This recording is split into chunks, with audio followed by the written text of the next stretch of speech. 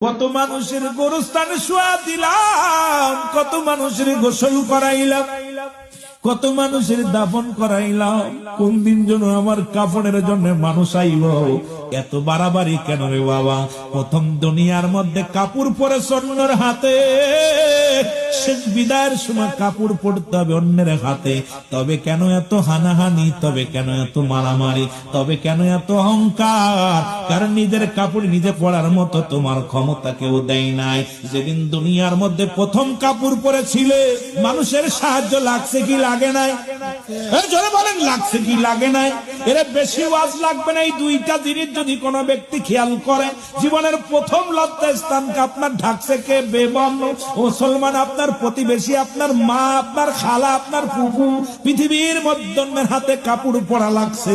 আবার বিদায়ের সময়, শেষ বিদায়ের সময় অন্য মানুষ কাপড় পরাইয়া দিবে। মহিলাদেরকে দিবে মেয়েরা, পুরুষকে দিবে পুরুষেরা। সুতরাং অন্যের হাতে কাপড় প্রথম পরেছ, শেষ বিদায় অন্যের হাতে কাপড়। তবে কেন এত মামলা? তবে কেন এত দ্বন্দ্ব?